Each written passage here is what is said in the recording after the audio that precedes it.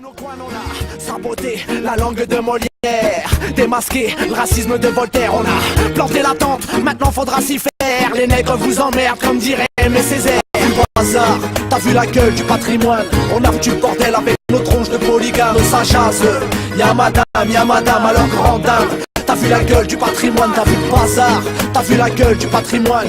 On a foutu le bordel avec nos tronches de polygame. Ça jase. Je commencerai par une banalité, qui est effectivement que le nom d'Aimé Césaire est associé à la négritude, qui est un terme qui est utilisé dès 1935. Donc on n'a pas affaire à un terme qui apparaîtra après 1945, comme on peut le croire si on prend en compte les mouvements d'affirmation de la dignité noire. C'est dès 1935, et ce mouvement constitue, c'est ça son cœur, une rupture avec le complexe d'infériorité. Et on a vu la dernière fois, lors du dernier cours, que ce complexe d'infériorité est un besoin du système esclavagiste et un besoin du système colonial. C'est-à-dire qu'il a été construit. On construit un complexe d'infériorité pour pouvoir maintenir le dominé en domination. Nous allons également, derrière ce terme négritude, il y a des approches extrêmement différentes. Et donc je vais tenter rapidement de distinguer, pour que chacun puisse faire ses choix, la négritude césarienne et la négritude senghorienne, qui n'ont rien à voir entre eux, même si on peut se poser la question du pourquoi Césaire ne s'est pas démarqué explicitement de Senghor. En fait, il explique pourquoi. Mais surtout, nous allons au-delà de la négritude, puisque Césaire est connu pour ce terme-là. Regardez tous les autres travaux de Césaire, tous les autres rapports de Césaire, et il y en a un certain nombre. Première grande idée que je vous demande de retenir, c'est que Césaire est un exemple parmi beaucoup d'autres de la désillusion de l'élite indigène. On a les mêmes processus que l'on retrouvera en Algérie, au Congo, etc. Généralement, ceux qui vont enclencher les pensées de rupture avec la domination sont des gens qui appartenaient à l'élite indigène, c'est-à-dire à cette minorité décolonisée que le système colonial a accepté dans ses écoles, dans l'idée d'en faire des intermédiaires. Et c'est cette élite indigène-là, c'est au sein de cette que va naître une minorité, dans la minorité, qui va rompre avec la pensée de la soumission. Et donc, cette élite indigène, on la retrouve dans tous les pays colonisés, et on retrouve au sein de cette élite, cette minorité qui est en rupture. Il faut avoir en tête que ça signifie que d'être membre de cette élite indigène à l'époque. Être membre, c'est être présenté par le colonisateur comme un exemple de réussite. Ça devrait vous rappeler certaines choses aujourd'hui sur la manière dont on parle de l'immigration. Comme un exemple de réussite, comme la preuve de la réussite de la mission civilisatrice. Donc on vous met en avant. Lumumba est invité pour participer à une mission à Bruxelles, dans lequel on le présente comme comme symbole de la réussite de la mission civilisatrice. Le jour où le roi des Belges est contraint d'être à Kinshasa pour l'indépendance du Congo, il se permet de faire un discours dans lequel il invoque l'élite indigène pour montrer que la Belgique a bien fait, le jour de l'indépendance, une œuvre civilisatrice. L'indépendance du Congo constitue l'aboutissement de l'œuvre conçue par le génie du roi Léopold II, 30 juin 1960, et continuée avec persévérance par la Belgique. Roi Baudouin de Belgique. Lorsque Léopold II a entrepris la grande œuvre qui trouve aujourd'hui son couronnement, il ne s'est pas présenté à vous en conquérant, mais en civilisateur. Pendant 80 ans, la Belgique a envoyé sur votre sol les meilleurs de ses fils.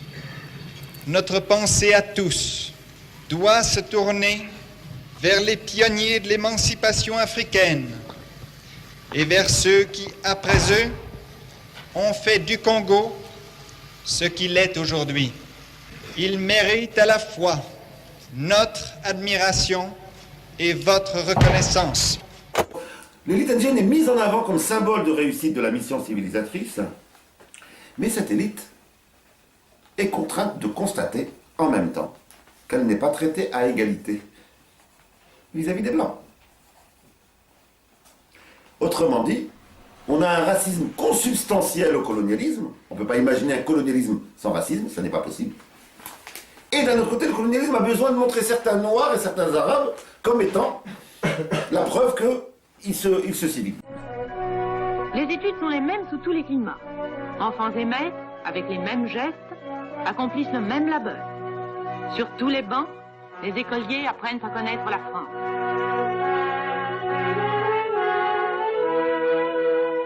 Tous les enfants ne sont pas doués de la même façon. Certains sont orientés vers des métiers manuels.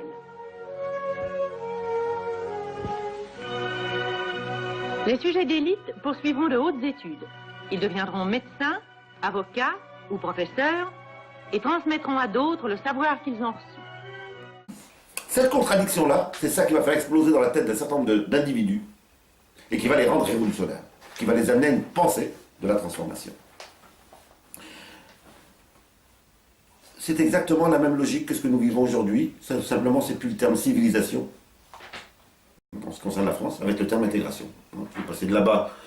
La logique civilisatrice, c'est quoi? C'est nous avons le petit Mohamed et le petit Mamadou, regardez, c'est l'exemple de la réussite de la mission civilisatrice. Ils ont eu un bac plus 4 et on va leur donner un poste et ça montre bien que les autres ne travaillent pas. Eh bien, pour la colonisation, c'est la même chose. Regardez, nous avons un Mohamed et un Mamadou à l'époque. À l'époque, c'est la civilisation, maintenant c'est l'intégration. On a la même chose aujourd'hui en disant, mais regardez, il a un bac plus 4, il est intégré par rapport à d'autres qui ne le sont pas. C'est la même logique d'une égalité promise et impossible. Le système colonial promet à la fois l'égalité et ne peut pas la donner, puisque c'est dans le principe même du système colonial que d'être dans une hiérarchie de couleurs. Césaire est donc un membre de l'élite indigène, c'est un très bon élève, il est même brillant, il est promis à un grand avenir, et il grandit dans une Martinique qui est une Martinique typiquement coloniale. Je voudrais juste vous citer un auteur de l'époque, Jules Monroe. Voilà ce qu'il écrit en 1932. Donc à l'époque où Césaire arrive à Paris. Donc il parle à Martinique.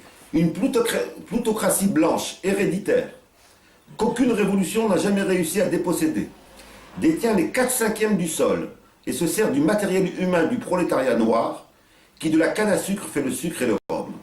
Tous les postes importants des usines ainsi que la direction de beaucoup de maisons de commerce sont occupés par des membres de cette plutocratie.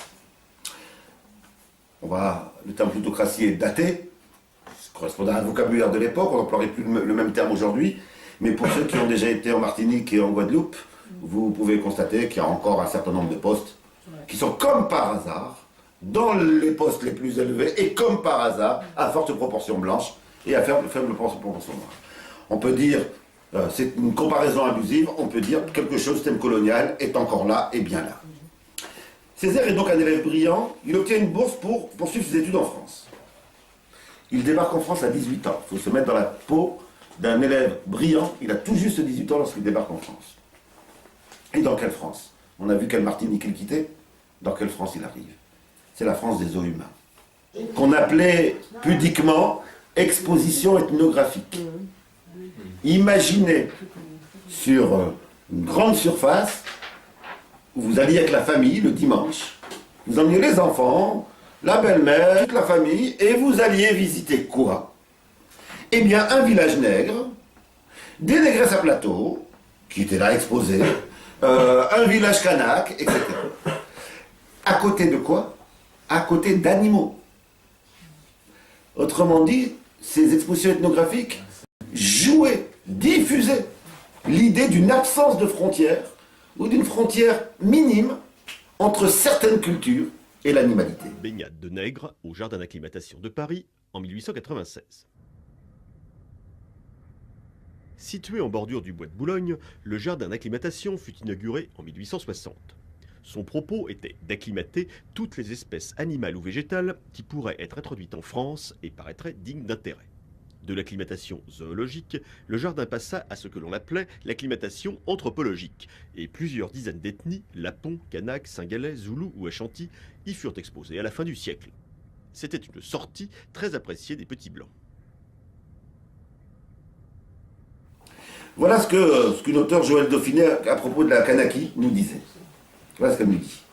Pendant l'été 29, le nombreux public avait pu admirer, dans la scène du Jardin des Plantes, des chimpanzés dressés, donc voilà, des animaux qu'on dressait, un village de Lilliputiens et un groupe de négresses qui ôtaient et remettaient leur plateau de 22 cm de diamètre devant des spectateurs toujours aussi friands de monstruosité.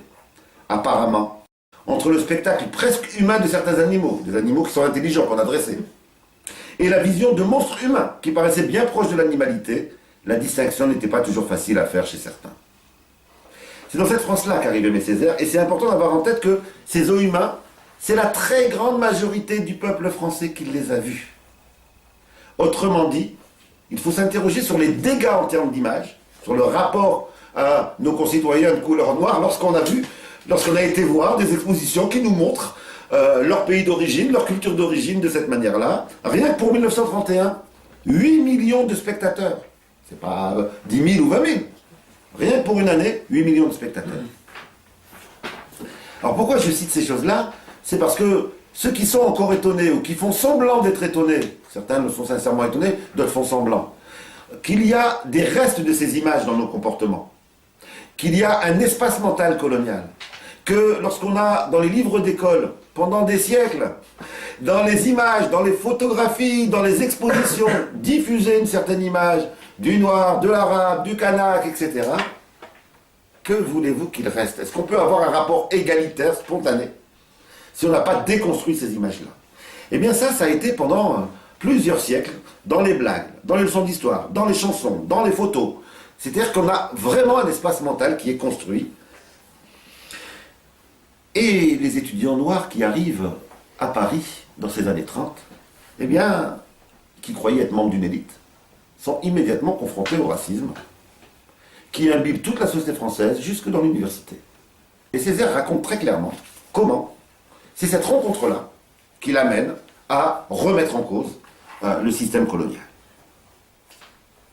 Et d'abord, avant la remise en cause du système colonial, qui l'amène à interroger cette idée d'une supériorité du blanc sur le noir. Et ça sera la première grande idée de Césaire, le premier grand apport de Césaire, que j'intitulerai, pour nous reprendre une de ses phrases, « Le noir t'emmerde ». C'est trop facile pour les Européens de considérer qu'il y a deux choses. Il y a les civilisés et puis les sauvages. Toi, qu'est-ce que tu es, un sauvage? Ben oui, mais le sauvage t'emmerde. C'est une des grands apports de Césaire, « Le noir t'emmerde ». Une des plus grandes théorisations. Aujourd'hui, ça peut nous sembler... Qu'est-ce que ça veut dire qu'une théorie qui commence par ça ou Non, mais c'est quelque chose qui reflète bien le besoin de sortir de cette infériorité, certains diraient nique la France, oui, cette infériorité qui est construite. Alors, pour bien visualiser ça, je voudrais juste souligner une expression qui fonctionne encore aujourd'hui dans certains pays d'Afrique. En particulier en Ouganda, pour vous montrer que Césaire n'est pas dépassé et qu'on a encore à s'inspirer de lui. En Ouganda, il y a une expression qui s'appelle « visage Fanta, jambes Coca-Cola ». Cette expression, elle désigne les pratiques de dépigmentation de la peau. C'est-à-dire essayer d'être blanc, quitte à se détruire physiquement, à se mettre en danger en termes de santé, afin de ressembler le plus possible au blanc. Et oui, ça existe encore, là, cette expression existe aujourd'hui. Ce comportement est bien entendu une persistance de la mentalité du colonisé et du complexe d'infériorité, qui avait reculé dans les années 50, 60 et 70, et qui peut revenir aujourd'hui où il y a une recolonisation, une néocolonisation de l'Afrique. L'intériorisation d'une phobie de soi, c'est ça que ça signifie en réalité, c'est une phobie de soi, par l'esclave et le colonisé, est une des assises essentielles de la domination. En réalité, à partir du moment où l'esclave commence à se considérer comme l'égal de son maître, l'esclavagisme est condamné. À partir du moment où le colonisé commence à s'estimer comme l'égal de son colonisateur, la colonisation est condamnée. À partir du moment où le néocolonisé commence à se considérer en égal du système néocolonial et impérialiste, eh bien l'impérialisme est condamné. C'est pour cela qu'il y a autant d'énergie, d'argent, d'investir dans la dimension de propagande pour effectivement amener les Africains à se considérer comme inférieurs, eux-mêmes à redévelopper une phobie de soi qui avait commencé à reculer dans les périodes de lutte.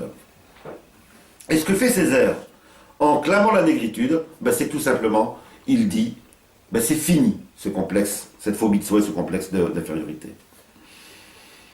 Frantz Fanon, quelques années plus tard, reprendra et théorisera cet apport de Césaire, et en rappelant qu'à la base de ce complexe d'infériorité, à la base de cela, il y a la violence pure, à l'époque de l'esclavage et de la conquête, et ensuite l'exploitation économique. Il nous dit, s'il y a complètement... Donc je vous rassure, hein, c'est pas parce que les Arabes et les Noirs, ou les Kanaks, ou les Latino-Américains, il leur manque un gène de résistance, hein. C'est un problème de rapport de force. Et il nous dit, s'il y a complexe d'infériorité, c'est à la suite d'un double processus. Économique d'abord, donc c'est d'abord de la violence économique, et ensuite, par intériorisation, et il rajoute, mieux, par épidermisation de cette infériorité. C'est là la force du système impérialiste, c'est qu'il finit par faire croire aux dominés qu'ils portent en eux-mêmes, dans leur culture, dans leur être, la raison de leur statut inférieur. C'est pour cela que le travail sur la dignité, le travail sur le respect de soi, le travail sur l'affirmation de soi, même s'il n'est pas suffisant pour changer le monde, est une étape nécessaire pour tout dominer. Nous avons vu au dernier cours que esclaves et colonisés n'ont jamais cessé de résister, n'ont jamais accepté leur domination. Nous avons vu qu'il y a d'abord eu de la violence pure, puis de la violence économique, et que c'est ces facteurs-là qui enclenchent deux choses en même temps. Et c'est cette dialectique-là qu'il faut toujours avoir en tête. Parce qu'ils vont ensemble. Et l'émancipation des uns ira avec l'émancipation des autres. Ça enclenche, d'une part, la création d'un complexe de supériorité dans les populations des pays colonisateurs, par la propagande de l'espace mental colonial, et en même temps, la création d'un complexe d'infériorité par la propagande qui est construite en direction des populations colonisées. Ces deux complexes de supériorité chez les uns et d'infériorité sur les autres sont dialectiquement en lien. Et c'est ce qui permet, ce qui donne l'illusion d'un impérialisme extrêmement solide, c'est par l'intermédiaire de ces processus de propagande créant ce type de rapports sociaux. Comment sont-ils constitués ces rapports? Ici, vis-à-vis des populations du pays colonisateur, et là-bas, vis-à-vis des populations colonisées, eh bien par ce que Althusser appelait les appareils idéologiques d'État. L'école, la presse, les églises et les mosquées. Pas n'importe quelle église, pas n'importe quelle mosquée, là je parle bien des églises et des mosquées qui ont collaboré avec le colonisateur, ce que j'appelle dans certains de mes écrits l'islam colonial, et il y en a eu un. Il y a eu un islam de résistance et un islam colonial, il y a eu des chrétiens de résistance et il y a eu un christianisme de collaboration. Et donc, effectivement, cette dimension-là, tous ces appareils idéologiques sont mis au service, et ici, c'est la même chose, c'est l'école, c'est l'église, etc., qui véhiculent toutes ces dimensions-là. Donc ces appareils idéologiques d'État vont forger un complexe de supériorité ici, un complexe d'infériorité là-bas. Tant que ces complexes ne sont pas brisés, le racisme des uns et la mentalité de dominer des autres se reproduit. Alors bien sûr, pour qu'il n'y ait pas de critique, puisque on a décidé de mettre ça sur Internet, précisons tout de suite. Bien sûr qu'une personne née dans la population française peut, par un travail sur elle-même, par une conscientisation, se libérer de ce déterminisme raciste. Plus ou moins, ça dépendra jusqu'où elle mène son travail. Bien sûr que quelqu'un qui est dans un pays colonisé peut se libérer de la pensée, de la mentalité du dominé. Mais les déterminismes que veut le système sont les déterminismes qui constituent du racisme ici et de la mentalité de soumission là-bas. C'est ces déterminismes-là qui fonctionnent avec ce système. Cette négation de soi, Césaire l'a fait éclater pour la première fois aussi fortement. On peut trouver des traces avant d'affirmation de soi. Hein, je le disais, les esclaves auraient investi le vaudou, etc. Mais pour la première fois, c'est affirmé aussi fortement. Et il le fait en brandissant le terme de négritude. Il le dit lui-même, je le brandis. C'est une arme. Et ça signifie quoi? Refus de l'assimilation, fierté de soi, dignité retrouvée. Voilà la fonction d'une affirmation de négritude. En sociologie, on appelle ça le retournement du stigmate. Le retournement du stigmate, c'est-à-dire lorsque une population dominée se voit affublée par certains termes d'une connotation négative, une des premières formes de résistance, C'est de prendre cette connotation négative et de la retourner, de la brandir comme arme. Des féministes, dans les années 60, ont décidé de s'appeler les salopes. Puisque lorsqu'on parlait d'égalité des droits entre hommes et femmes, eh bien, ceux qui étaient opposés à l'égalité homme-femme disaient oui, elles veulent l'égalité parce qu'elles veulent pouvoir coucher avec tous les hommes possibles et imaginables, donc c'est des salopes. Eh bien, elles se sont appelées le mouvement des salopes. Elles ont pris le stigmate et elles l'ont retourné. Exactement comme on retourne, comme le mot nègre est de la péjoration, on le retourne. De la même façon, au plus vous présenterez l'islam dans les médias comme quelque chose de dangereux, de grave, etc. Même des gens qui sont musulmans de loin vont s'affirmer musulmans. Le stigmate est retourné, et brandi comme étendard et donc on voit bien qu'on a à chaque fois, du côté du dominé, la première étape, on va dire les embryons d'une reprise en main de son destin, c'est de retourner le stigmate. Bien entendu, le retournement du stigmate ne suffit pas à changer le monde, mais il est nécessaire. C'est une condition nécessaire mais pas suffisante. Dans son cahier de retour au pays natal, que je conseille vraiment à tout le monde de lire, c'est une lecture incontournable, que nous dit Césaire? J'accepte entièrement, sans réserve, tous les mots sont pesés, ma race, qu'aucune ablution d'hysope. Alors l'hysope c'est un arbrisseau vivace, c'est la vie. Le colonisateur et l'esclavagiste a essayé de tuer. Eh bien non, on a la vie, c'est vivace. Qu'aucune ablution d'hysope et de lys mêlé ne pourrait purifier. Je répète, j'accepte, sans réserve, ma race. Il prend tous les termes qui visent à dire au colonisateur, tu m'as sali, tu m'as infériorisé, moi je suis autre chose. Dans un autre vers, il rajoute, il est beau. C'est des phrases toutes simples, mais qui ont eu un impact énorme. Il est beau et bon et légitime d'être nègre. C'est tout simple, c'est tout calme, mais ça vient détruire les racines du système esclavagiste et colonial. Vous pouvez aujourd'hui changer le terme nègre par tout ce que vous voulez. Vous pouvez, la sortie de la honte de soi pour toutes les dominations est toujours la première étape. Vous pouvez dire, il est beau et bon d'être femme face au système sexiste. Vous pouvez dire, il est beau et bon d'être ouvrier par rapport au capitalisme. Parce que toutes ces dimensions-là passent aussi par le besoin de produire une honte de soi. Cette fierté de soi retrouvée par Césaire, c'est ce qui va permettre de faire face à l'arrogance raciste. Et c'est là que Césaire nous donne cette fameuse phrase, le nègre t'emmerde. En fait, il nous dit la chose suivante. Voilà d'où ça vient. Et le terme négritude vient de là. C'est pas le résultat d'une pensée dans un bureau, j'ai passé quel concept, c'est pas ça. C'est d'abord un cri de colère. Il dit, un jour je traverse une rue de Paris, pas loin de la place d'Italie. Un type passe en voiture et me dit, hé petit nègre. C'était un Français. Alors je lui dis, donc ça c'était pas pensé, c'est la réaction, le petit nègre t'emmerde. Et Césaire dit, le mot négritude est né là. C'est donc bien, c'est pas le résultat d'une pensée. Après, il y a eu théorisation, après, il y a mis du contenu, mais c'est d'abord de la réaffirmation de soi. Seconde idée d'Aimé Césaire, la distinction nécessaire à faire entre la négritude césarienne et la négritude senghorienne. Donc de Léopold Senghor, que vous connaissez, très bien vu dans les médias français, très bien enseigné. Si on écoutait beaucoup de gens, ça devrait être notre modèle à tous. On devrait copier Léopold Sédar Senghor. Alors, rappelons d'abord, pour rendre à César ce qui est à César, qu'effectivement, Senghor a participé au mouvement de la négritude. Il était effectivement dans le même groupe que Césaire dans cette opération de réaffirmation. Et ils n'étaient pas seuls. Et y compris un peu avant et un peu après, on a des auteurs qui ont eu ce mouvement de réaffirmation de l'identité, de la culture, en termes de refus du complexe d'infériorité, qui ont eu ce même mouvement indépendamment de Césaire. Je voudrais juste en citer deux. Léon Gontran Damas, qu'il faut lire aussi pour ceux qui auraient le temps, ça c'est pour vos vacances, c'est pour emmener quelques lectures, qui écrit un recueil de poèmes qui s'appelle Pigment. Le titre est significatif. Au même moment où le noir était considéré comme négatif, où la couleur noire était négative, c'est le terme pigment qui est mis en avant, à l'intérieur de laquelle il dénonce toutes les aliénations en faisant une liste extrêmement impressionnante.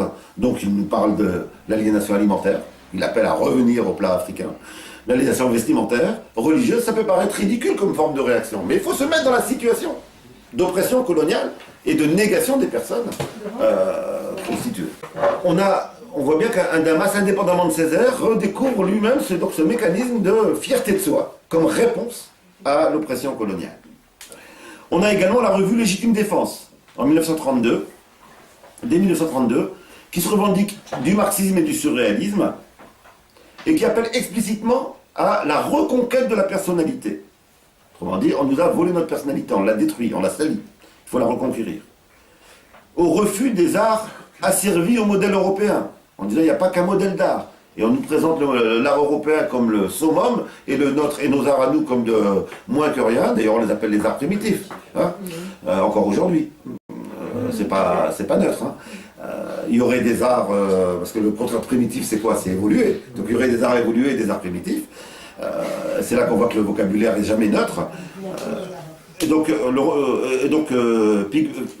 Légitime Défense appelle à remettre en cause cet art asservi au modèle européen et à la lutte contre le capitalisme colonial. Alors, maintenant, si on essaie de regarder quels étaient les courants d'idées à l'intérieur de la négritude. Repérons d'abord qu'il y avait un point de convergence de tous les partisans de la négritude. C'est que tous combattaient la honte de soi, la phobie de soi. Tous étaient en accord sur le besoin de réaffirmation. Par contre, il y avait un désaccord sur ce qu'il fallait réaffirmer, sur la nature de ce qu'il fallait réaffirmer. C'était quoi cette identité qu'il fallait réaffirmer face aux dominants? Senghor défend l'idée d'une identité noire qui serait éternelle et inamovible, et qui serait en tout point différence avec l'identité des Blancs.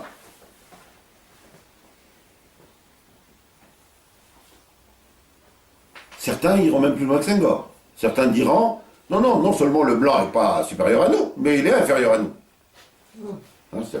En reprenant la même thématique. Et en disant, nous, on a une civilisation qui est plus vieille que la sienne. En reprenant exactement les mêmes arguments. Autrement dit, l'approche senghorienne est une approche essentialiste, qui considère que l'identité est une essence qui existe depuis la nuit des temps et qui reste la même jusqu'à aujourd'hui et qu'il faudrait préserver. Ça pose un problème après, ça pose plein de problèmes pour les indépendances après, si on est sur cette conception-là. Hein. Parce qu'on a plein de chefs d'État africains qui après en 62 vont dire non, nous on va laisser les pays européens sur les questions de la science, de la technique, etc. Nous on a retrouvé notre personnalité. Donc ça a toute une série de conséquences. Mais surtout, Senghor résume sa pensée par cette phrase: l'émotion est nègre comme la raison est hellène. Cette conception est encore répandue, hein, y compris en Afrique. Et il faut la combattre. Ça veut dire, un, que les Blancs n'ont pas d'émotion. Ça veut dire, deuxièmement, que les Noirs sont incapables de raison. Hélène, c'est grec. Et donc, on aurait une partie de la planète qui serait la Grèce, etc., qui ont inventé la raison, et une autre partie qui serait restée dans l'émotion. Ça vous rappelle rien, ça? Qu'est-ce qui est catalogué d'émotionnel? Ou d'instinctif? D'abord les femmes, et les animaux. Et les animaux. C'est-à-dire qu'en croyant rompre avec le dominant, tout en reprenant sa thématique, en réalité, on reste dedans. Et Césaire a très bien compris cela, puisqu'il rompt avec le dominant sans reprendre la logique du dominant. Et d'ailleurs, Césaire le dit très nettement, il dit « Moi, je n'ai pas de conception essentialiste de ma culture. » Il a une conception politique et historique.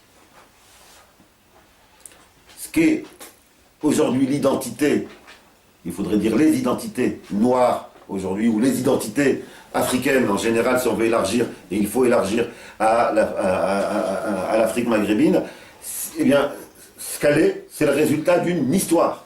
Ce n'est pas le résultat d'une naissance. Ce n'est pas quelque chose d'inamovible. C'est les épreuves rencontrées par ces hommes qui ont amené ces cultures à exister. Et donc, ces cultures continueront à évoluer. Tout le problème est de savoir si on va les laisser évoluer en toute indépendance ou si elles sont contraintes d'évoluer dans la mainmise d'une puissance extérieure. Voilà ce que nous dit Césaire. Ma conception de la négritude n'est pas biologique. Elle est culturelle et historique. Je crois qu'il y a toujours un certain danger à fonder quelque chose sur le sang que l'on porte, les 3 gouttes de sang noir. Je crois que c'est mauvais de considérer le sang noir comme un absolu et de considérer toute l'histoire comme le développement à travers le temps d'une substance noire qui existerait préalablement à l'histoire. Et donc on voit bien comment, si Césaire dit ça, c'est que certains développent ça, et en particulier, même s'il n'a pas été jusque-là, l'approche de Senghor mène à ça. Hein, avec cette idée que je prends toute la logique du dominant et je la retourne simplement en mettant le mot noir. 4e apport de Césaire, ou 3e, je ne sais plus, la conception de l'universalité qu'apporte Aimé Césaire. Si ce qui nous différencie, ça n'est pas une essence, mais une histoire avec des relations inégalitaires, avec des relations de domination, si c'est ça qui fait qui nous différencie, eh bien, Césaire nous dit il faut se poser la question de ce qu'est cet universalisme que prétend défendre l'Occident. Et il précise, dans l'Occident, c'est les pays capitalistes européens. Quelle est cette universalité? Pour lui, l'universalisme ne peut pas être l'extension au reste du monde de la civilisation du capitalisme européen. Ce qu'on appelle généralement universalisme, ça n'est que ça. L'exportation au reste du monde de la civilisation du capitalisme européen. Il rejette donc cet universalisme comme étant un universalisme mensonger.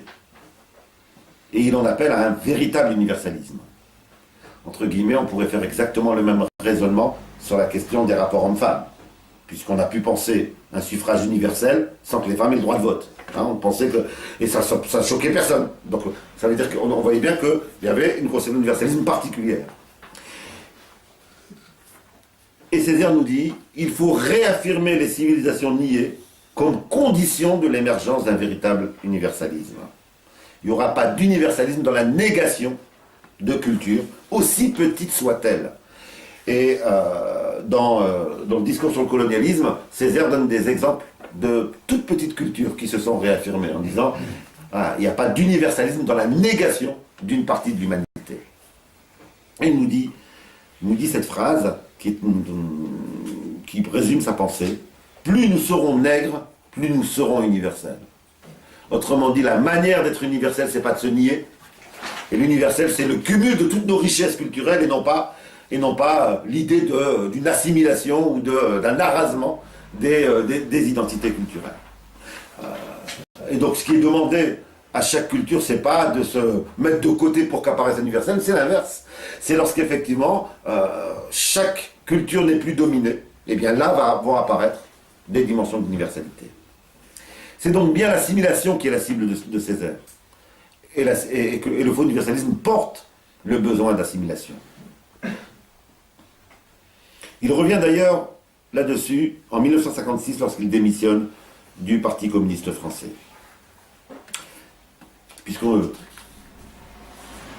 Il l'anticipe, il le dit lui-même, j'anticipe qu'on va me critiquer de particularisme, alors que Césaire prend bien le soin de dire je n'ai pas de désaccord sur le projet de société, donc je reste communiste, en gros c'est ce qu'il dit, et je veux une société communiste. Il dit donc j'anticipe qu'on va me critiquer de particulariste, et voilà ce qu'il dit. Je ne m'enterre pas dans un particularisme étroit, mais je ne veux pas non plus me perdre dans un universalisme décharné. Il y a deux manières de se perdre. Par ségrégation murée dans le particulier, ça c'est ceux qui disent mais moi je connais que la culture, allez, je parlais de moi, que la culture kabyle et il n'y a que ça dans la vie, il n'y a que ça, je m'enferme dans ma particularité. Donc par ségrégation murée dans le particulier, ou par dilution dans l'universel, où je me dis, comme je suis pour l'universalité, je dois oublier ma culture, ma langue, etc. Dans les deux cas, c'est une catastrophe, nous dit Césaire. Ma conception de l'universel, et je trouve ça très très beau, c'est une phrase qu'on devrait apprendre à tous les enfants en l'expliquant, est celle d'un universel riche de tout le particulier. Approfondissement et coexistence de tous les particuliers. Bien entendu, pour que cela soit possible, il faut plus de relation de domination entre les particuliers. Hein, si on veut que l'universalisme soit l'approfondissement et la coexistence de tous les particuliers, il ne faut pas qu'il y ait un particulier qui puisse avoir des armes, des bombes et des mécanismes économiques qui mettent à son service un autre particulier. Ça suppose une société mondiale égalitaire. Et c'est pour cela que le combat pour cet universalisme suppose une transformation du monde. Quatrième idée force de Césaire, l'appel à se mettre debout. Aujourd'hui, je vous le disais en introduction, on vous apprendra dans l'école de la République quelques vers de Césaire. On vous présentera, si vous tombez sur un bon prof, sa grande qualité de poésie. Et effectivement, c'est un grand poète.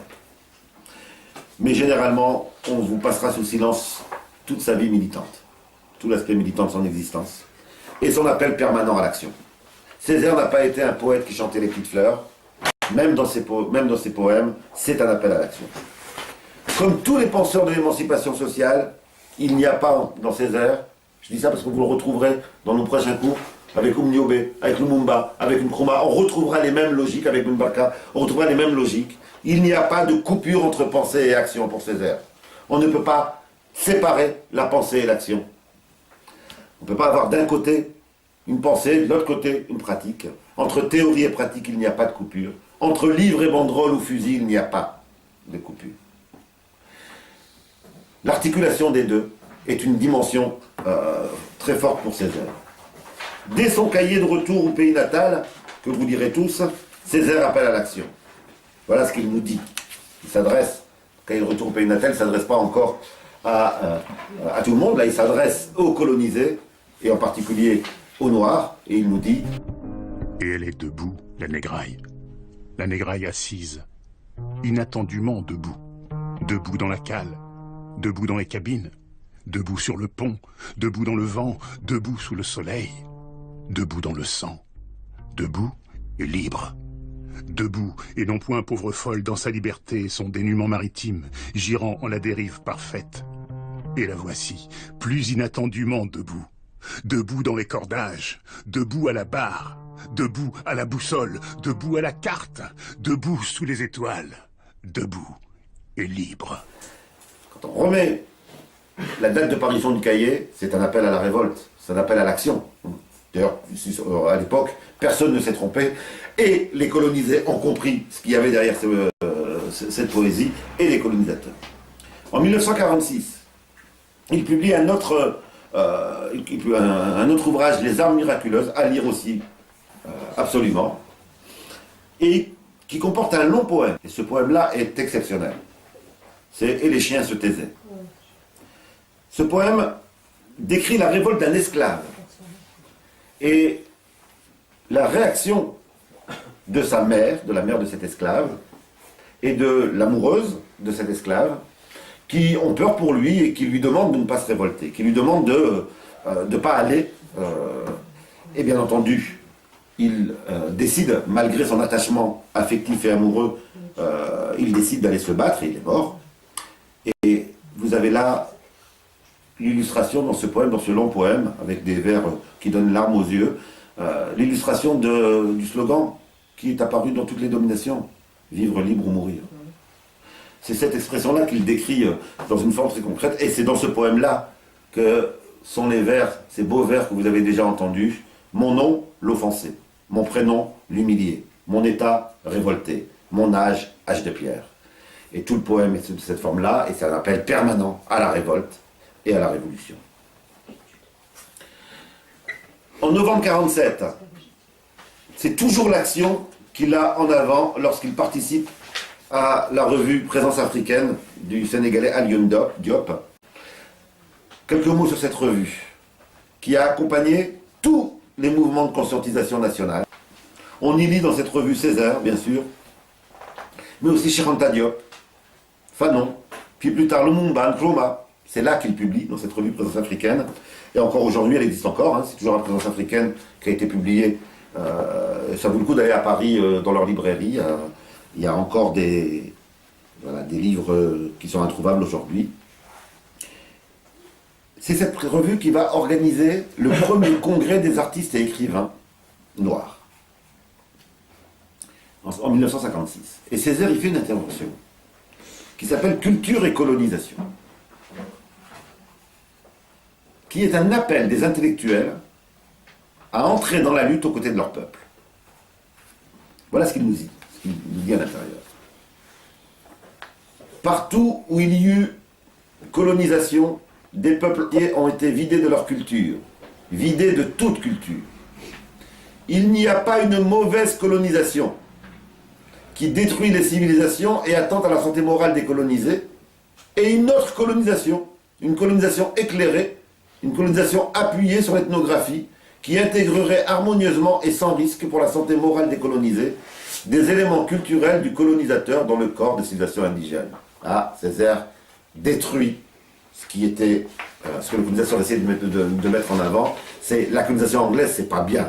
Mais nous, les Français, on fait attention à vos cultures. Donc il y avait cette idée d'une bonne colonisation contre une mauvaise colonisation. Et il poursuit, et en s'adressant aux intellectuels et artistes, qui avaient tendance à rester à l'extérieur des luttes de leur peuple, telle est la situation que nous, hommes de culture noire, nous devons avoir le courage de regarder bien en face. Quand je regarde certains intellectuels noirs et arabes, j'ai envie de leur redire exactement la même chose aujourd'hui. Et alors une question se pose. Devant une telle situation, que devons-nous faire? Que pouvons-nous faire? Que devons-nous faire? Il est clair que de graves responsabilités pèsent sur nos épaules. Que pouvons-nous faire? Nous sommes là pour dire et pour réclamer, donner la parole au peuple, laisser entrer les peuples noirs sur la grande scène de l'histoire. Si on traduit cela, c'est très simple, c'est messieurs les artistes et intellectuels, ne vous construisez pas dans une tour d'ivoire, mettez-vous au service de votre peuple, articulez vos travaux avec la lutte de vos peuples. C'est ça que ça veut dire. C'est d'une modernité extrêmement importante aujourd'hui, c'est exactement la même situation. Cinquième élément important dans la trajectoire de Césaire, l'engagement politique, proprement dit, qui est l'application à lui-même de ce qu'il disait là. Césaire est élu maire de Fort-de-France en 1945 sur une liste communiste alors qu'il n'est pas encore membre du Parti communiste français. Il y adhérera peu après. Ce parti ne défend pas le mot d'ordre d'indépendance à cette date, il défend l'idée d'une départementalisation. Et Césaire défend également cette idée. Le PCF, fort de son poids électoral et de sa présence au gouvernement, est persuadé que l'Union française peut devenir progressiste et anti-impérialiste, qu'on peut changer le système de l'intérieur. Certains nous le disent encore. Hein. On entend parfois des gens nous dire « je vais adhérer au Parti Socialiste pour changer de l'intérieur ». On entend encore ça aujourd'hui. Voilà ce qu'on pouvait lire par exemple dans les cahiers du communisme de mai 1947. Soucieux d'éviter que les peuples de l'Union française puissent devenir un exemple pour les autres peuples coloniaux, désireux d'empêcher que la France soit vraiment forte et indépendante, grâce à l'amitié des peuples de l'Union, les impérialistes n'hésitent devant rien pour saper l'Union française dont ils n'ignorent pas le devenir de progrès. L'Union française, je vous rappelle, c'est l'union de la colonisation, hein, c'est le colonialisme. Et donc on voit bien que là, il y a une vraie difficulté, et il va y avoir une difficulté, beaucoup de communistes, membres du PCF, de communistes colonisés, vont être en contradiction et vont être en difficulté avec ce type de position. Césaire a une particularité, il s'exprime nettement pour l'indépendance des colonies africaines et contre l'indépendance de la Martinique, pour la départementalisation. Il est devant une contradiction. Il a tenté d'expliquer les raisons. Je voudrais d'abord lui donner la parole, puis ensuite souligner mon désaccord avec, mon seul point de désaccord avec Césaire, qui est celui-là. D'abord sur le plan culturel et identitaire, nous dit-il. Il nous dit, les dégâts de l'esclavage sont extrêmement prégnants, et il ne faut surtout pas les sous-estimer. Plus prégnants qu'en Afrique. C'est-à-dire qu'il dit, l'esclavage a fait des dégâts en Afrique, mais elle a fait des dégâts beaucoup plus forts chez ceux qui ont été déportés. Et que par conséquent, l'idée d'une indépendance de la Martinique, c'est pas encore mûr. Les Martiniquais doivent faire un chemin identitaire de reconquête de soi beaucoup plus important que ce que les peuples africains. Je le dis parce qu'on a trop souvent caricaturé avec mépris Césaire, etc. On peut être en désaccord, et moi je suis en désaccord avec la départementalisation, mais ces arguments ne sont pas complètement idiots. La destruction était massive, et donc il nous dit, là, il faut avoir en tête ce que ça a pu vouloir dire chez les descendants d'esclaves que cet esclavagisme et cet héritage. Voilà ce qu'il nous dit en 1956. Quand on considère la psychologie de l'Antillais telle qu'elle résulte d'un déracinement brutal, suivi d'un processus de dépersonnalisation qui a duré 3 siècles, quand on recense les éléments qui la composent, cette hargne à l'égard du passé, cette sourde et inavouée rancune contre la terre des pères, c'est-à-dire que l'Antillais finissait par haïr l'Afrique. Un Antillais qui croisait un Africain dans les rues de Paris, il se considérait comme supérieur à l'Africain, comme inférieur au Blanc, mais supérieur à l'Africain. Bref, ce ballottement entre un passé dont on ne veut pas et un présent qu'on ne peut accepter parce qu'il vous accepte mal, on se hasarde à penser que dans la conscience antillaise retentit encore et durablement un choc premier, celui de la traite. À chaque fois que l'on a à parler des résistances d'un peuple qui a été dominé, si l'on oublie l'ampleur de la violence initiale, on finit par mépriser. C'est-à-dire qu'on finit par dire « Mais pourquoi ils ne se révoltent pas plus ? Mais pourquoi les Antillais n'ont pas demandé l'indépendance ?» Il faut toujours avoir en tête, même quand il y a des accords, cette violence qu'a été l'esclavage et la colonisation, c'est des violences inimaginables. Aujourd'hui, avec du recul, on a du mal encore à s'en rappeler, mais c'est un bon réflexe, c'est un réflexe sain de raisonnement que de sans cesse se dire « Est-ce que je ne sous-estime pas quand j'essaye d'expliquer un comportement, une attitude, etc. » Les Békés sont les descendants des Blancs européens qui se sont reproduits en race pure dans les colonies. Depuis combien de générations êtes-vous ici? Nous sommes ici depuis 300 et quelques années. Ça fait pas mal de générations, je n'ai pas le chiffre en tête exactement. C'est facile à mener des ouvriers noirs? Oui. Le noir, c'est comme un enfant. Il faut être juste. On en obtient ce qu'on veut.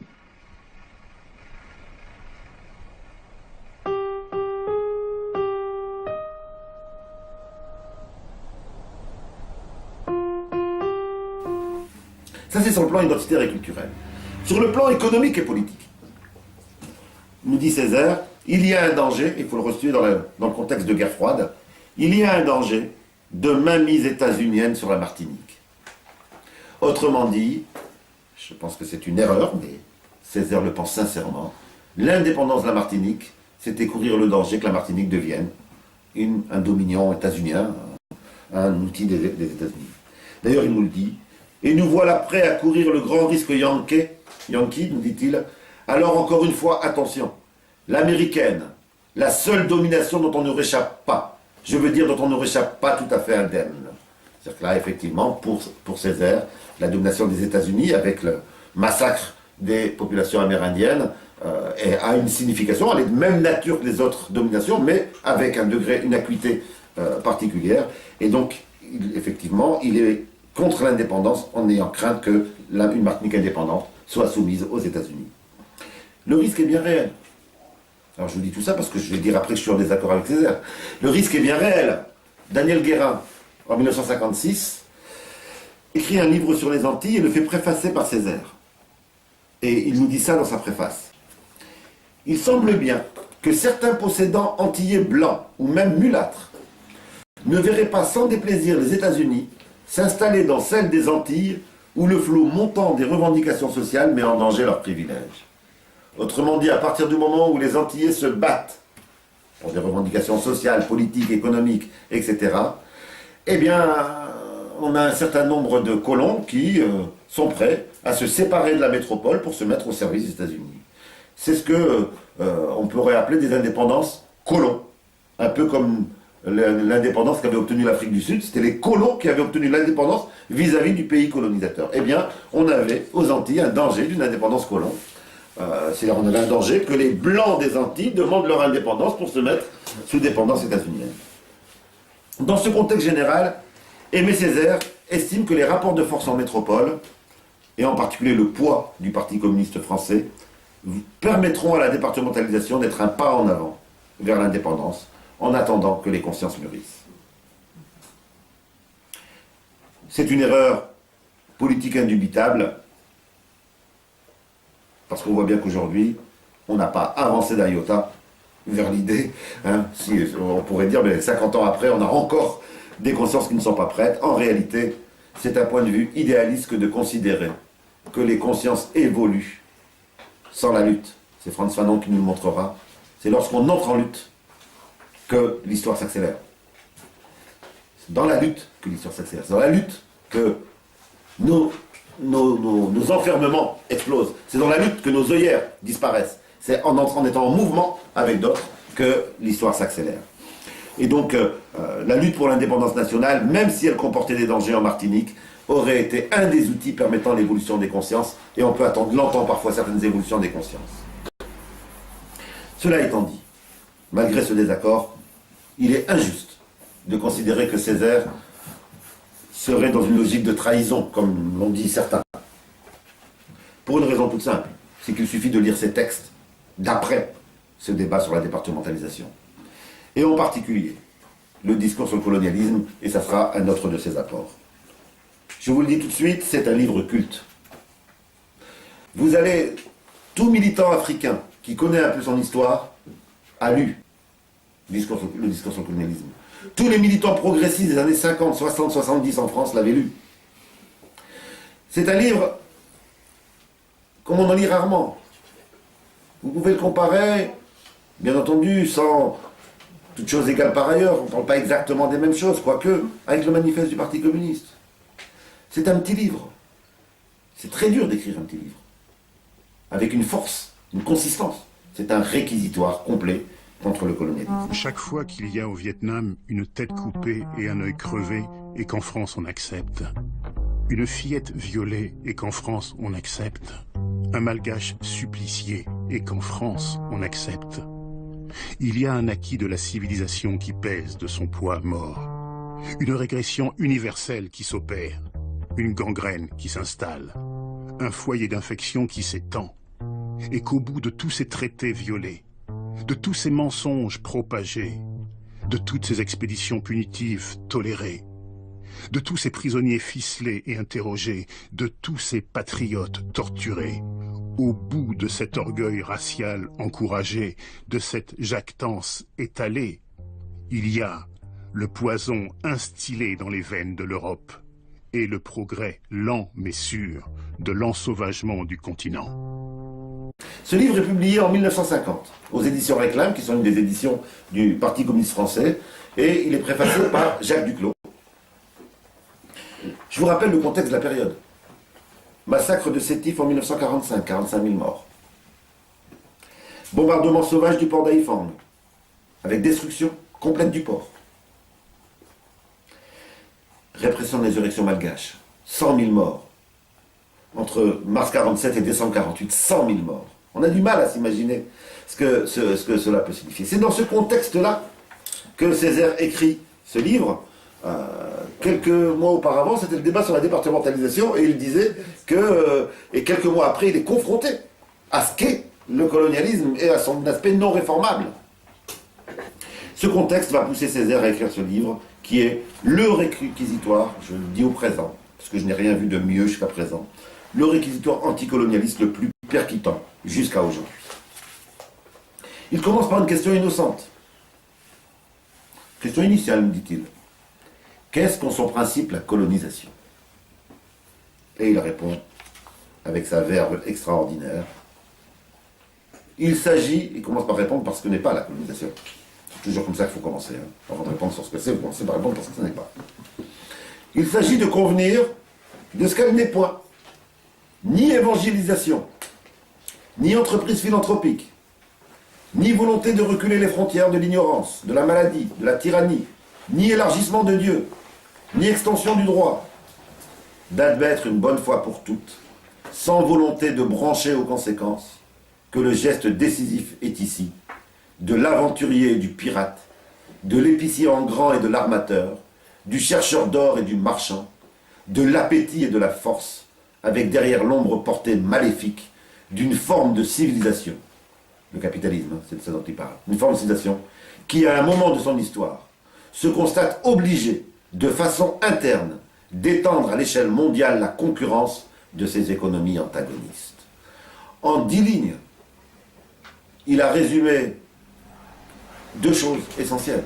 1, il y a eu colonisation non pas par morale, non pas pour évangéliser, non pas pour civiliser. On n'a même pas d'être en désaccord avec ça. Tout ça, c'est des justifications. Il y a eu colonisation pour des causes économiques liées au système qui fonctionnait ici et à ces crises. Et secondo, tout le reste, nous dit-il, n'est que justification. Que ça soit le discours religieux, ou le discours de l'éducation, ou le discours de l'évangélisation, tout ça ne sont que des justifications de ce besoin économique. Vous pouvez actualiser.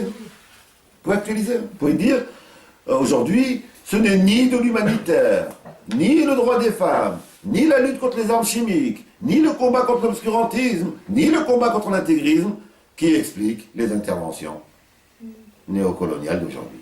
C'est exactement la même logique. Et comme un des arguments était la mission civilisatrice, Césaire précise la distinction entre colonisation et civilisation. Et il nous dit: et je dis que de la colonisation à la civilisation, la distance est infinie, que de toutes les expéditions coloniales accumulées, de tous les statuts coloniaux élaborés, de toutes les circulaires ministérielles expédiées, on ne saurait réussir une seule valeur humaine. Alors ça, c'était par rapport à tous ceux qui disaient il faut qu'on tire le bilan de la colonisation, il y a quand même eu, même si c'est un petit peu quand même de bons aspects. Il n'y a aucune, il faut arrêter avec ça. En tant que système, il y a incohérence complète avec toute valeur humaine. Ne cherchez pas à me trouver un sous-entendu, un petit morceau qui marcherait bien dans un système qui dysfonctionnerait. C'est l'ensemble, c'est l'aspect systémique qui est à remettre en cause. Et Césaire de nous dire, mais alors si ça n'est pas de la civilisation, qu'est-ce donc que la colonisation? Et là, il va répondre. Cette phrase qu'il faudrait mettre sur plein de t-shirts. À mon tour de poser une équation. Colonisation égale chosification. La colonisation suppose la transformation d'êtres humains en objets. C'est ça qu'est concrètement la colonisation. Il n'y a pas de colonisation sans transformer l'être humain en objet. Et un objet, on peut lui taper dessus. Un objet, on peut le torturer. Un objet, on peut le détruire. Et c'est pour cela que dans les têtes, psychologiquement, la barrière qui est « qu'est-ce que je fais avec un être humain » peut disparaître. Je ne sais pas si vous avez vu récemment ces militaires femmes israéliennes, ces anciennes militaires femmes israéliennes qui disaient « mais on a honte de nous-mêmes, avec du recul, on s'aperçoit qu'on prenait du plaisir à torturer. » Et ça, bah oui, à partir du moment où on est dans un système colonial, cette dimension-là, cette frontière de l'humanité disparaît. Colonisation égale chosification, ça résume l'ensemble des dimensions. Et pour comprendre ce qui se joue en Palestine, par exemple, aujourd'hui, si vous avez ça en tête, vous comprendrez pourquoi il n'y a plus de barrière, il n'y a pas de limite, ça ne s'arrêtera pas, ça ne s'arrêtera pas. Et si pour mater on a besoin de torturer, bon, on torturera. Si pour mater on a besoin... Parce qu'effectivement cette logique-là mène à considérer l'autre comme un objet et non pas comme mon semblable. Césaire va ensuite resituer, toujours dans ce petit livre extraordinaire, va resituer la colonisation dans son contexte de l'époque. Et c'est une des plus grandes leçons de Césaire, aujourd'hui trop rarement pris en compte. Il nous dit, mais on vient de sortir du nazisme. Mais comment a-t-il été possible qu'autant de gens puissent croire en ce type d'idéologie et la mettre en œuvre jusqu'à des chambres à gaz, jusqu'à des assassinats, jusqu'à tout ce qu'a été l'horreur nazie. Et il nous dit, mais attention, si le nazisme a été possible, c'est que ces pratiques existaient déjà antérieurement. Et qu'elles existaient sans que ça choque dans les colonies. C'est-à-dire, tant que ça s'adressait aux colonisés, les consciences n'étaient pas touchées. Quand ça a commencé à s'adresser ici, en Europe, eh bien là, les consciences ont commencé à être touchées. Et il nous dit cela pour qu'on en tire les leçons pour l'avenir. Et là, nous dit-il, et c'est la fameuse thèse de Césaire qui est un apport énorme, en lien avec ce que je disais tout à l'heure sur l'espace mental colonial, et là, il nous dit, attention, Frantz Fanon développera ça plus tard, attention, la colonisation, c'est pas seulement de la violence sur le colonisé, c'est aussi de la décivilisation du peuple du pays colonisateur. On l'habitue à l'inacceptable. On lui donne des images de l'autre qui ne sont plus humaines. Et donc on le décivilise. Voilà ce qu'il nous dit. Il faudrait d'abord étudier comment la colonisation travaille à déciviliser le colonisateur, à l'abrutir au sens propre du mot, à le dégrader, à le réveiller aux instincts enfouis, à la convoitise, à la violence, à la haine raciale, au relativisme moral. On voit bien que l'approche de Césaire n'est pas une approche morale. Il dit juste, vous qui n'êtes pas issus des colonies, si vous voulez réellement l'égalité, si vous voulez rester humain, nous sommes dans le même combat contre le système colonial. Parce que le colonialisme vous détruit en tant qu'humain, vous avilit, vous décivilise. Ce n'est pas un combat de soutien, c'est un combat pour votre propre humanité que de refuser qu'en votre nom, il y ait la domination d'un autre peuple. 7e leçon de Césaire, le concept de fraternalisme et la remise en cause de ce qu'il appelle le fraternalisme. La première publication du discours sur le colonialisme est préfacée par Jacques Duclos, je disais tout à l'heure. Et Aimé Césaire choisit à cette époque de mettre en exergue une citation de ce dirigeant communiste, « Le colonialisme, une honte du XXe siècle ». La préface et l'exergue vont disparaître lors de la seconde édition en 1955 et dans toutes les éditions ultérieures. Pour saisir cette rupture d'Aimé Césaire avec le Parti communiste français, sans sombrer dans un point de vue anticommuniste, le resituer et le comprendre dans ses enjeux, il faut de nouveau prendre en compte le contexte de 56. 56, c'est 2 ans après le déclenchement de la guerre de libération nationale en Algérie. Et les positions du PCF à l'époque restent, pour reprendre les propos d'un militant français, Diego Masson, qui va être ensuite un des porteurs de valises et ensuite un militant au sein du FLN, eh bien, ces positions du PCF sont incertaines et ambiguës, nous dit ce militant. Il nous dit, le PCF était opposé à la répression, mais refusait toute idée d'indépendance. La prise en compte de ces deux dimensions est vraiment nécessaire pour saisir le rapport entre les militants nationalistes et la gauche européenne, et en particulier les partis communistes. D'un côté, les partis communistes étaient ceux qui se mobilisaient contre la répression. Quand un militant nationaliste était emprisonné, par exemple les militants malgaches, le PCF menait des campagnes pour qu'ils soient libérés. Donc on ne peut pas les mettre au même plan que les autres partis. Mais d'un autre côté, ils revendiquaient la paix et non pas l'indépendance. Au moment où les gens étaient en train de mourir dans les maquis en Algérie. Cette position ambiguë, eh bien, elle va s'aggraver. Elle va s'aggraver en 1956. Et pourquoi? Comme, rappelez-vous, je vous le disais la dernière fois, comme en 1936, avec le Front Populaire, le Parti Socialiste met comme condition d'une alliance avec le Parti Communiste Français qu'il abandonne ses points de vue sur la colonisation, qu'il les adoucisse, qu'il les mette sous le boisseau. Et comme en 1936, où il a mis les revendications d'indépendance sous le boisseau, en 1956, il va voter les pouvoirs spéciaux à Guy Mollet.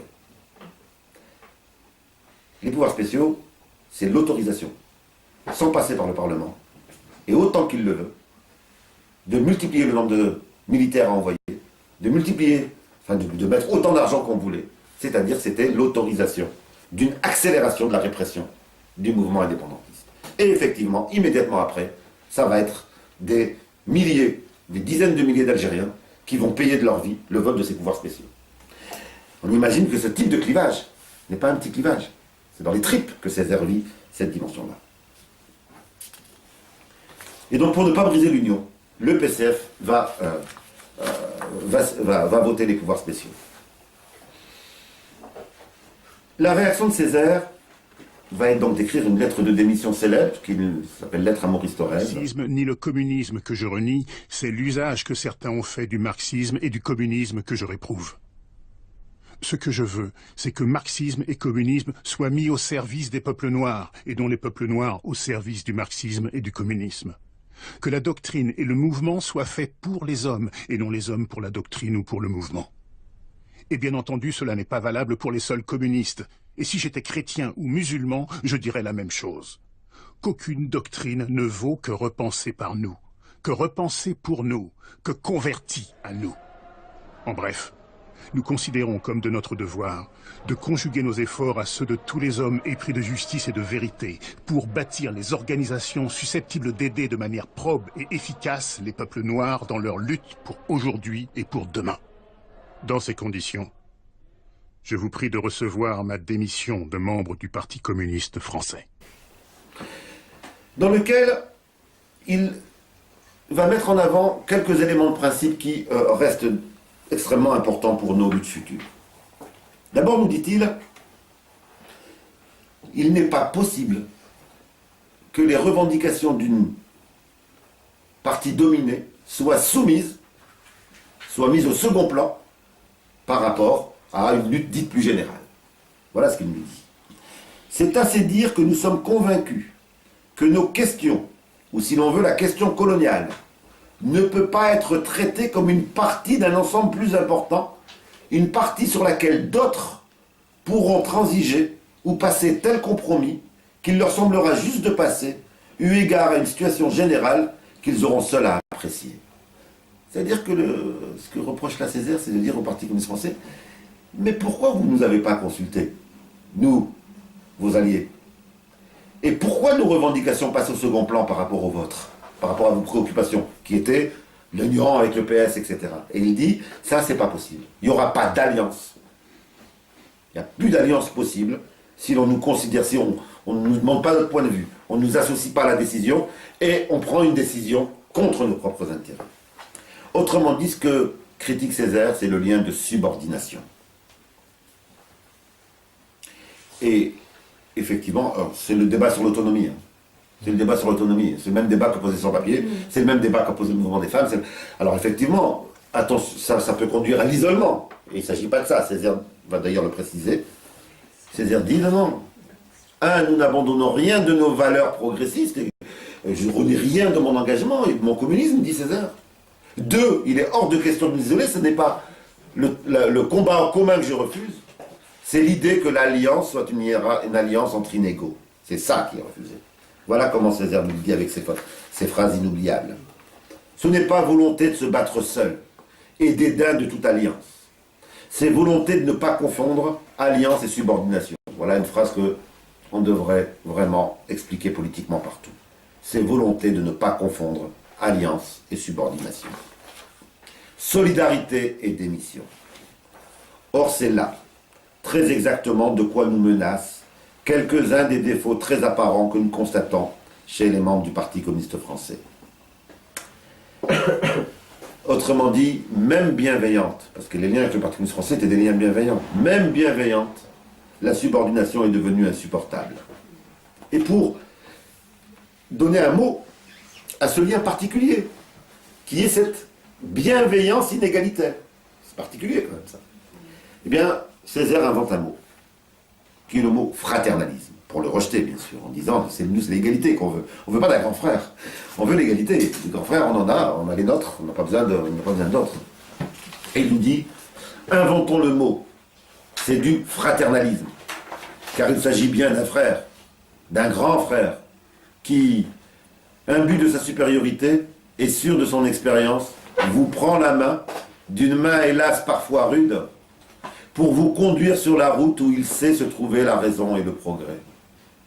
Dans ces conditions, on comprend que nous ne puissions donner à personne délégation pour penser pour nous, délégation pour chercher pour nous, que nous ne puissions désormais accepter que qui que ce soit, fût-ce le meilleur de nos amis, se porte fort pour nous.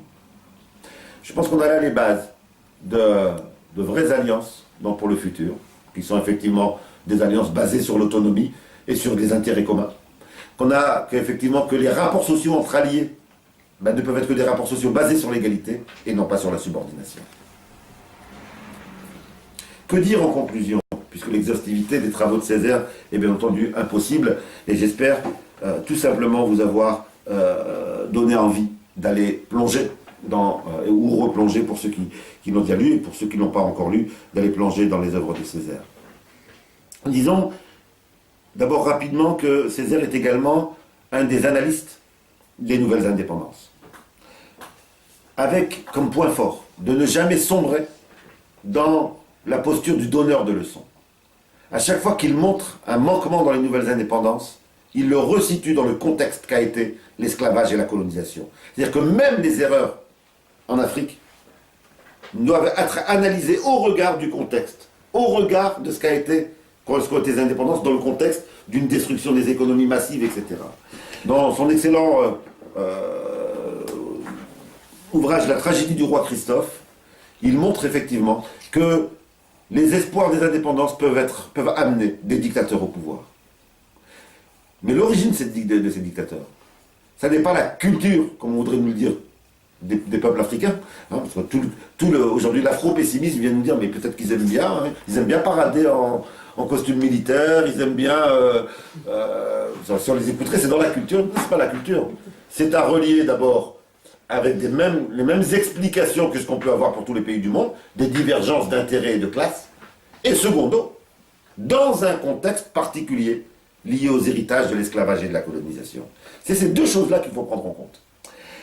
Seconde dimension, autre rapport de César, la dénonciation impitoyable des ingérences néocoloniales, et une des plus belles choses sous forme théâtrale qu'on ait pu voir sur les ingérences néocoloniales.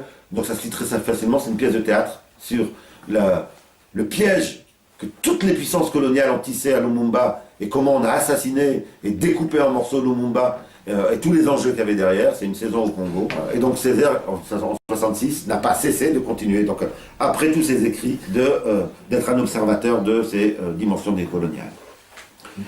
S'il fallait résumer, et bien entendu beaucoup d'autres choses que je ne citerai pas, s'il fallait résumer, je dirais que Césaire est un passeur. Un passeur entre le moment où l'assimilation est dominante et le moment où il y a une affirmation identitaire et une fierté de dignité qui est retrouvée. Et également un passeur entre le moment où il y a affirmation de soi et passage à la lutte politique anticoloniale. Césaire accompagne ces passages-là. Césaire est également un passeur entre les intellectuels issus des colonies et leur peuple.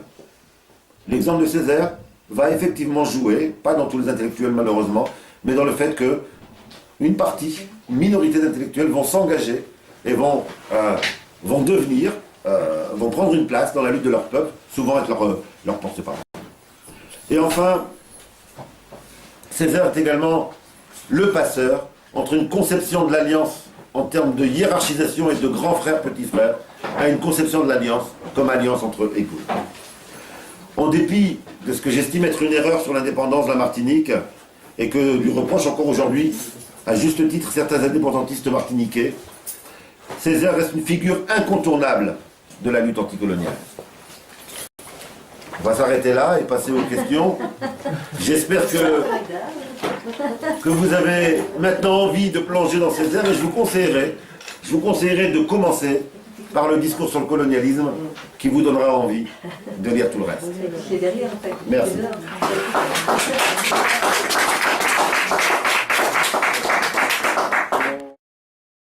Le discours sur le colonialisme de Aimé Césaire. Discours sur le colonialisme. 1955.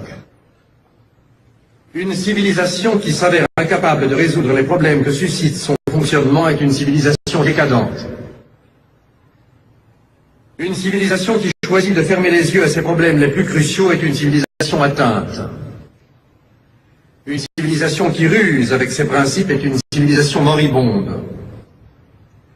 Le fait est que la civilisation dite européenne, la civilisation occidentale, telle que l'ont façonné 2 siècles de régime bourgeois, est incapable de résoudre les 2 problèmes majeurs auxquels son existence a donné naissance, le problème du prolétariat et le problème colonial. Que, déférée à la barre de la raison, comme à la barre de la conscience, cette Europe-là est impuissante à se justifier et que, de plus en plus, elle se réfugie dans une hypocrisie d'autant plus odieuse qu'elle a de moins en moins de chances de tromper. L'Europe est indéfendable. Il paraît que c'est la constatation que se confient tout bas les stratèges américains. En soi, cela n'est pas grave. Le grave est que l'Europe est moralement, spirituellement indéfendable. Et aujourd'hui, il se trouve que ce ne sont pas seulement les masses européennes qui incriminent, mais que l'acte d'accusation est proféré sur le plan mondial par des dizaines et des dizaines de millions d'hommes qui, du fond de l'esclavage, s'érigent en juges. On peut tuer en Indochine, torturer à Madagascar, emprisonner en Afrique noire, sévir aux Antilles. Les colonisés savent désormais qu'ils ont sur les colonialistes un avantage. Ils savent que leurs maîtres provisoires mentent, donc que leurs maîtres sont faibles. Et puisqu'aujourd'hui, il m'est demandé de parler de la colonisation et de la civilisation, allons droit au mensonge principal à partir duquel prolifèrent tous les autres. Colonisation et civilisation. La malédiction la plus commune en cette matière est d'être la dupe de bonne foi d'une hypocrisie collective, habile à mal poser les problèmes pour mieux légitimer les odieuses solutions qu'on leur apporte. Cela revient à dire que l'essentiel est ici de voir clair, de penser clair, entendre dangereusement, de répondre clair à l'innocente question initiale « qu'est-ce ?» en son principe que la colonisation, de convenir de ce qu'elle n'est point, ni évangélisation, ni entreprise philanthropique, ni volonté de reculer les frontières de l'ignorance, de la maladie, de la tyrannie, ni élargissement de Dieu, ni extension du droit, d'admettre une fois pour toutes, sans volonté de broncher aux conséquences, que le geste décisif est ici de l'aventurier et du pirate, de l'épicier en grand et de l'armateur, du chercheur d'or et du marchand, de l'appétit et de la force, avec, derrière, l'ombre portée, maléfique, d'une forme de civilisation qui, à un moment de son histoire, se constate obligée, de façon interne, d'étendre à l'échelle mondiale la concurrence de ses économies antagonistes. Poursuivant mon analyse, je trouve que l'hypocrisie est de date récente, que ni Cortés découvrant Mexico du haut du grand Teocalli, ni Pizarre devant Cusco, encore moins Marco Polo devant Cambaluc, ne protestent d'être les fourriers d'un ordre supérieur, qu'ils tuent, qu'ils pillent, qu'ils ont des casques, des lances, des cupidités, que les baveurs sont venus plus tard, que le grand responsable dans ce domaine est le pédantisme chrétien, pour avoir posé les équations malhonnêtes, christianisme égale civilisation, paganisme égale sauvagerie, d'où ne pouvaient que s'en suivre d'abominables conséquences colonialistes et racistes, dont les victimes devaient être les Indiens, les jaunes, les nègres. Cela réglé, j'admets que mettre des civilisations différentes en contact les unes avec les autres est bien, que marier des mondes différents est excellent, qu'une civilisation, quel que soit son génie intime, à se replier sur elle-même s'étiole, que l'échange est ici l'oxygène, et que la grande chance de l'Europe est d'avoir été un carrefour, et que d'avoir été le lieu géométrique de toutes les idées, le réceptacle de toutes les philosophies, le lieu d'accueil de tous les sentiments, en a fait le meilleur redistributeur d'énergie. Mais alors je pose la question suivante. La colonisation a-t-elle vraiment mis en contact, ou si l'on préfère, de toute manière, d'établir le contact, était-elle la meilleure? Je réponds non. Et je dis que de la colonisation à la civilisation, la distance est infinie, que de toutes les expéditions coloniales accumulées, de tous les statuts coloniaux élaborés, de toutes les circulaires ministérielles expédiées, on ne saurait réussir une seule valeur humaine. Il faudrait d'abord étudier comment la colonisation travaille à déciviliser le colonisateur, à l'abrutir au sens propre du mot, à le dégrader, à le réveiller aux instincts enfouis, à la convoitise, à la violence, à la haine raciale, au relativisme moral, et montrer que chaque fois qu'il y a au Vietnam une tête coupée et un œil crevé et qu'en France on accepte, une fillette violée et qu'en France on accepte, un malgache supplicié et qu'en France on accepte, il y a un acquis de la civilisation qui pèse de son poids mort, une régression universelle qui s'opère, une gangrène qui s'installe, un foyer d'infection qui s'étend, et qu'au bout de tous ces traités violés, de tous ces mensonges propagés, de toutes ces expéditions punitives tolérées, de tous ces prisonniers ficelés et interrogés, de tous ces patriotes torturés, au bout de cet orgueil racial encouragé, de cette jactance étalée, il y a le poison instillé dans les veines de l'Europe et le progrès lent, mais sûr, de l'ensauvagement du continent. Et alors, un beau jour, la bourgeoisie est réveillée par un formidable choc en retour. Les Gestapo s'affairent, les prisons s'emplissent, les tortionnaires inventent, raffinent, discutent autour des chevalets. On s'étonne, on s'indigne, on dit comme c'est curieux, mais bah c'est le nazisme, ça passera. Et on attend, et on espère, et on se tait à soi-même la vérité que c'est une barbarie, mais la barbarie suprême, celle qui couronne, celle qui résume la quotidienneté des barbaries, que c'est du nazisme, oui, mais qu'avant d'en être la victime, on en a été le complice, que ce nazisme-là, on l'a supporté avant de le subir, on l'a absous, on a fermé l'œil dessus, on l'a légitimé, parce que jusque-là, il ne s'était appliqué qu'à des peuples non européens, que ce nazisme-là, on l'a cultivé, on en est responsable, et qu'il sourd, qu'il perce, qu'il goûte, avant de l'engloutir dans ses eaux rougies, de toutes les fissures de la civilisation occidentale et chrétienne. Oui, il vaudrait la peine d'étudier cliniquement, dans le détail, les démarches d'Hitler et de l'hitlérisme, et de révéler aux très distingués, très humanistes, très chrétiens, bourgeois du XXe siècle, qu'il porte en lui un Hitler qui s'ignore, qu'Hitler l'habite, qu'Hitler est son démon, que s'il le vitupère, c'est par manque de logique, et qu'au fond, ce qu'il ne pardonne pas à Hitler, ce n'est pas le crime en soi, le crime contre l'homme, ce n'est pas l'humiliation de l'homme en soi, c'est le crime contre l'homme blanc, c'est l'humiliation de l'homme blanc, et d'avoir appliqué à l'Europe des procédés colonialistes dont ne relevaient jusqu'ici que les Arabes d'Algérie, les Koulis de l'Inde et les nègres d'Afrique. Et c'est là le grand reproche que j'adresse au pseudo-humanisme, d'avoir trop longtemps rapetissé les droits de l'homme, d'en avoir encore une conception étroite et parcellaire, partielle et partiale, et tout compte fait sordidement raciste. J'ai beaucoup parlé d'Hitler, c'est qu'il le mérite, il permet de voir gros et de saisir que la société capitaliste à son stade actuel est incapable de fonder un droit des gens, comme elle s'avère incapable de fonder une morale individuelle.